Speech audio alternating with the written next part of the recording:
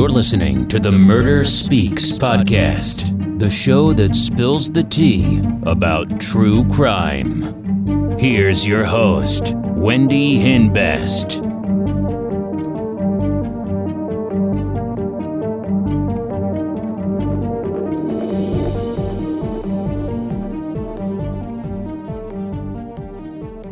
Hey guys, welcome back to Murder Speaks. Hope everyone's having a great week. So today's real crime story is about Dawn Marie Viens. I do apologize if I'm not saying the name correctly. It's about 39-year-old Dawn Marie Viens. She was born in March 1970, and she is the daughter of Michael and Mary Ann Brink Papin. She graduated from BHS in 1988 and attended Trinity College. Now, she met David during the 1990s when David was still married to his first wife. Now, at that time, the couple lived in Lomita, California, and they had just opened up a restaurant in the area called Time Contemporary Cafe. Now, David and Dawn lived in a 2-bedroom apartment, and they've been together for over 15 years. David was a chef, and Dawn helped out in the restaurant. Now, they generally worked together in the restaurant. They appeared to love each other, and they worked well together.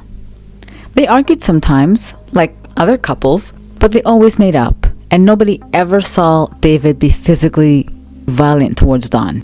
Now, David had 3 children from a previous marriage, including 19-year-old daughter Jacqueline. Now, Jacqueline was close to both her father and Dawn, and lived with them for a period of time when she was a teenager. Now, as described by Jacqueline, both David and Dawn were heavy drinkers, and Dawn would drink throughout the day. Now, they occasionally drank together, and they did drugs together from time to time. Now, when Jacqueline and her siblings were younger, David used to joke with them that if he ever had to get rid of a body, he would just cook it. Now, in spring 2009, David and Dawn opened up their restaurant in Lomita, California, Time Contemporary Cafe. Now, the restaurant was typically open from Tuesday to Saturday, but was closed for a major remodeling between May and September 2009. Now, during that time, David spent long hours working on the remodel, while Dawn supported them financially by working as a waitress at another restaurant. Now, once the Time Cafe opened, David was the chef, and Dawn was the hostess and the server. So you're planning to hang out with some friends or go to the gym, and you don't know what to wear. Even though your closet is full and your drawers are so stuffed that they won't shut, you feel like you have nothing to wear, and you're so bored of all of your clothes.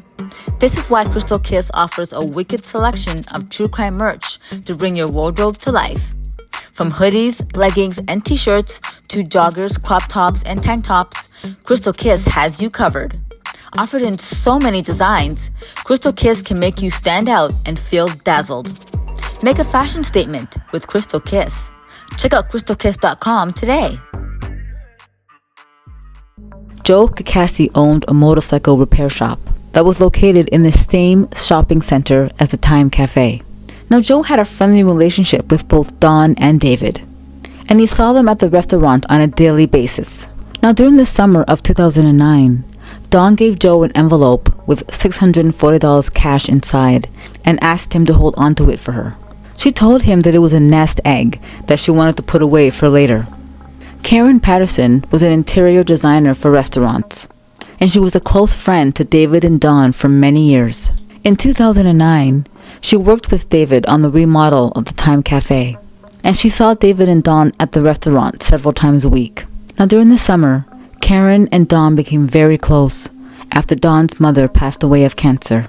On one occasion in August of 2009, Karen noticed red marks on Dawn's neck, and when Karen asked Dawn about it, Dawn started crying and said that David had been drinking and tried to choke her. Dawn told her that David had been very angry with her, and there had been other incidents where David tried to hurt her. Dawn called Karen late one night and told her that she had locked herself in her bathroom. She told Karen that David was very angry with her, and she was scared that David was going to beat her. Now, Karen wanted to call the police, but Dawn told her not to, because she was afraid that David was going to lose his restaurant. So Dawn decided to just wait in the locked bathroom until David fell asleep. So Dawn called Karen back later on and said that David was asleep and that she was going to be okay. Now, Donna Morton lived in the same apartment complex as Dawn and David. Now, she too can hear them yelling and screaming, but she can understand what he was saying, and it sounded like objects were being thrown around in the apartment.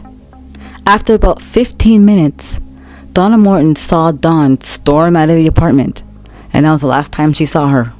Now, when Donna Morton asked David about what happened, he told her that him and Dawn were no longer together because she didn't want him to stay in the restaurant business. He also told her that Dawn had a drinking problem and she refused to go to rehab, so she went to go live in the mountains, and a former business associate of his family. Now, on the evening of Sunday, October 18th, 2009, Stagnito went to the Time Cafe to install a pan and pot rack in the kitchen. Now, at about 10 p.m., after completing the installation, Stagnito sat down with David and another man who was interviewing for a chef position. Now, David complained that the restaurant was not working out the way he wanted, and that Dawn was drinking too much and not doing her job the way she was supposed to be. He said that Dawn was a sloppy mess at work, and that it was embarrassing to have her in the restaurant while he was trying to start a business. Now, David was reviewing the restaurant receipts and became angry when the receipts would not balance. He said, "That bitch is stealing from me. Nobody steals from me. I will kill that bitch." And when Stagnito tried to calm him down by suggesting he send Dawn to rehab, David called him a pussy. Shortly after that, David and the other man left to go to a club, and Stagnito went home. At around 11:01 p.m. that night, Donna called Kikasi on the phone. She told him she had some money saved and wanted to drop it off at the motorcycle shop, and she made plans to bring the money to him the following day. Later on that night, around 11:49 p.m., Dawn called Stagnito again. Now, during their telephone conversation, Stagnito told Dawn that David was really upset and had accused her of stealing money from the restaurant. Now, at that point, Dawn got very upset and started crying hysterically. Now, Stagnito and Dawn exchanged phone calls a few more times that night and talked about where David was and how David was going to get home. But then after that, Stagnito never heard from her again, and Dawn never showed up to drop off that money. Now, on the morning of Monday, October 19th, 2009, David had a meeting with the employees at the Time Cafe. He appeared tired and upset and told them that Dawn would no longer be working at the restaurant and that they needed to come up with a new management system to keep the restaurant running smoothly. And he gave no reason for the change, like no reason why she wouldn't be coming back. Now, one of the employees at the restaurant was Kathy Galvin. She had been working at the restaurant for a few weeks as a part-time server. Now, during the time she worked with Dawn, Kathy observed how moody Dawn was, how Dawn got really upset and yelled at the staff when there was an error. And at the meeting, David asked Kathy to take some of Dawn's managerial duties. And as a result, Kathy began working at the restaurant on a full-time basis. On Tuesday, October 20th, 2009, Dawn was supposed to meet Karen at the hospital, where she was undergoing treatment for cancer. And when Dawn didn't show up at the hospital, Karen and her husband decided to stop at the restaurant to check on her. Now, when they got there, they didn't see Dawn, but they found her husband, and he seemed upset and agitated. He did not seem himself. And as described by Karen, David didn't seem himself. He was drenched in sweat, and he was very agitated. He seemed distraught, and he had a large bandage on his hand. David told Karen that he and Dawn had a huge argument because she refused to go to rehab and that she had left him. David also told her that he had recently reviewed the receipts and he thinks that Dawn is stealing from him. And at David's request, Karen reviewed the receipts, but she only found a small cash shortage of about $25. Now, Karen asked David whether Dawn had taken her belongings with her and why her car was still in the parking lot. And David had told her that Dawn had taken some luggage, but not her car because it was not registered or it wasn't working properly. David was very nervous when Karen was asking him questions about Dawn's whereabouts and appeared very irritated by all the questions.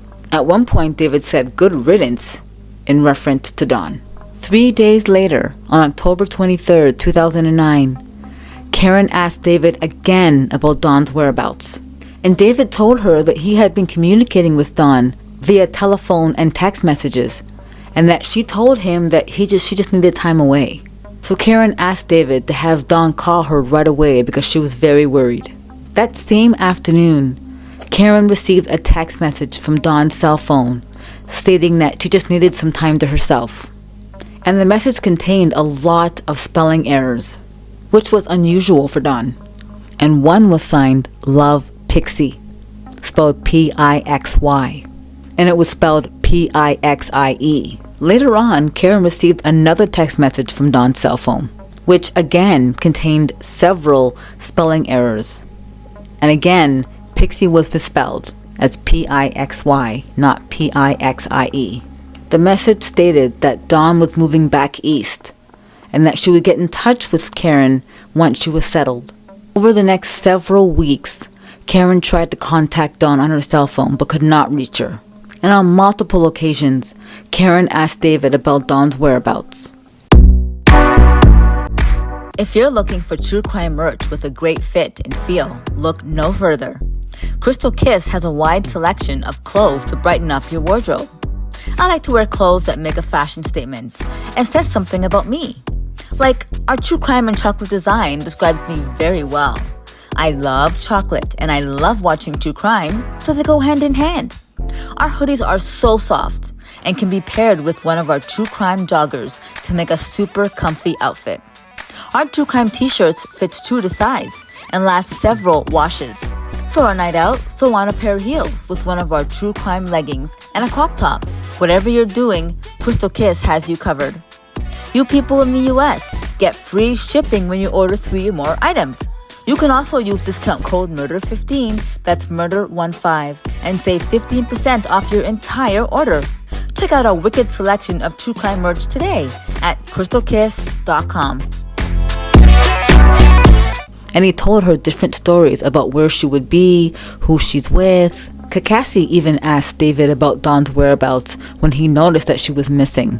And David told him that he fired Dawn because she was drinking on the job and making mistakes. A week after Dagnito last spoke to Dawn, he received a text message from her cell phone. The message stated that Dawn needed to leave town for a while and clear her head.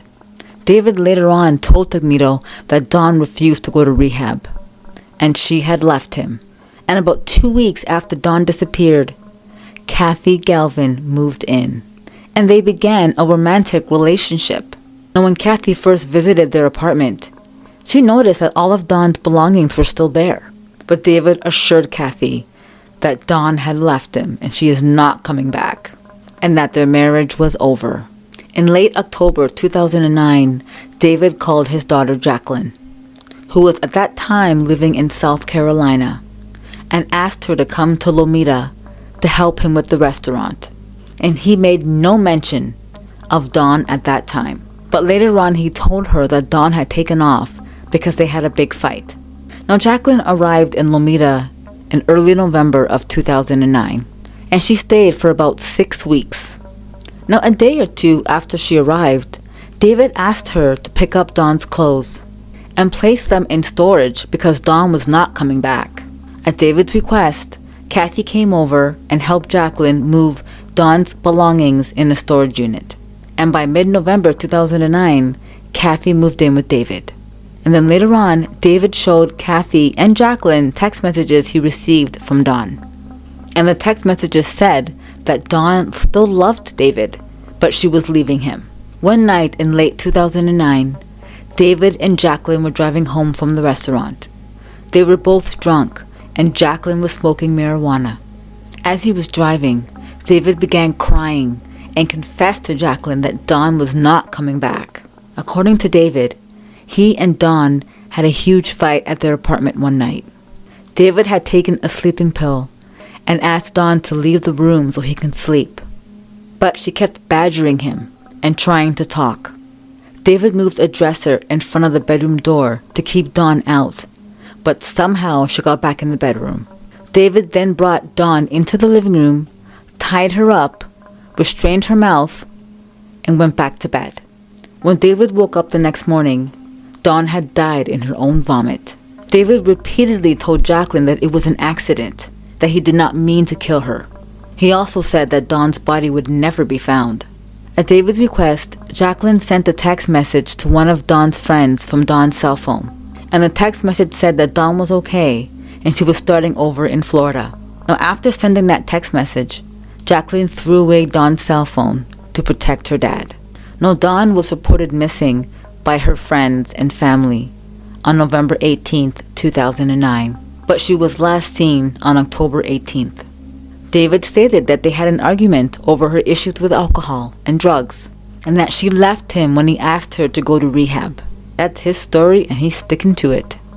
But Dawn didn't take her car or the money that she left with her friend. And in the months following her disappearance, there was no activity on her bank account. And after new developments, the authorities considered Dawn's disappearance a homicide. Sergeant Richard Garcia led the homicide investigation. In October 2010, Sergeant Garcia arranged for a search of the Lomita apartment, but David and Kathy weren't living there anymore. Bloodstains were found on the bedroom wall and bathroom floor, but the samples were too degraded for testing. No other physical evidence was recovered from the Lomita apartment, and by February 2011, the authorities considered David a suspect in the murder of his wife. On February 22, 2011, Jacqueline was contacted by a couple of homicide investigators. During an interview with the detectives in South Carolina, Jacqueline disclosed what David had told her about Dawn's death. At the detective's request, Jacqueline had called her dad and told him that she had told authorities what he told her about Dawn's death. On the morning of February 23, 2011, David showed Kathy an article which indicated that Dawn's disappearance was now being investigated as a homicide. Now, after Kathy read the article, David told her that he's really sorry, but Dawn is not coming back. He also told her that it was an accident. Then David and Kathy got in the car, and David drove them to nearby cliffs. David was crying as he was driving, and he told Kathy that he was going to jump. A patrol car began following them, but David just sped up. Now, after stopping at a scenic overlook, David got out of the car and started walking to the edge, and Kathy followed him. David again apologized to Kathy about Dawn's death and said that no one was ever going to believe that it was an accident. He also said to tell his mother and brother that he loved them very much. Then David jumped off the cliff. He was immediately rescued by police and transported to the hospital, and he survived his injuries. Sergeant Garcia executed search warrants on David's new residence, his mother's residence, and the Time Cafe. No physical evidence relating to Dawn's death was recovered. On March 1, 2011, Sergeant Garcia and his partner conducted a recorded interview with David in the hospital. During the interview, David said, on October 18, 2009, Dawn wanted to use cocaine with David. He agreed, but did not find the experience enjoyable. Later that night, he had got angry because he had caught Dawn stealing money from the business. And when he found her with the money, he snapped. David said he placed duct tape around her mouth, hands, and feet, left her on the living room floor, and fell asleep. He said Dawn did not cry, scream, or resist, and he did not recall seeing any blood. And when he woke up the next morning, Dawn was dead. During the second interview, David explained how he got rid of Dawn's body. David placed Dawn's body face down in a 55-gallon drum of boiling water. He told police, I just slowly cooked it, and I ended up cooking her for 4 days. What? Then he took some of her remains, mixed it with some other trash at the restaurant, and poured it all into the grease pit at his establishment. Ew!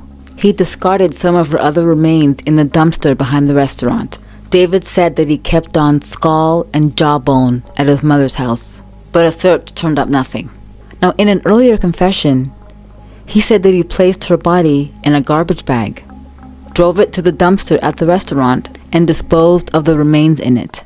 In September 2012, a jury convicted 49-year-old David of second-degree murder after about 5 hours of deliberation. Now, during his sentencing in March 2013, David claimed that he did not cook his wife. He stated that he didn't remember confessing to the police, like he was hallucinating or something. Nevertheless, he was sentenced to 15 years to life behind bars. Now, David was denied parole in June of 2021, and as per prison records, he remained incarcerated at the California State Prison, Corcoran, Kings County. Oh my gosh, what an unbelievable story. He actually, what kind of a person can do that? It takes a special kind of sick person to be able to cook somebody. He placed her body in boiling water and cooked her for 4 days. And he said it like it was no big deal. That's just so disturbing. He's obviously a very sick individual, and he's exactly where he needs to be. And for everyone out there who knew Dawn, I'm very sorry for your loss. Thank you so much for joining me on this week's episode of Murder Speaks. I hope you enjoyed it. Don't forget to check out my Patreon. I have it linked down below. Don't forget to like and subscribe. And I'll see you on the next one. Toodles!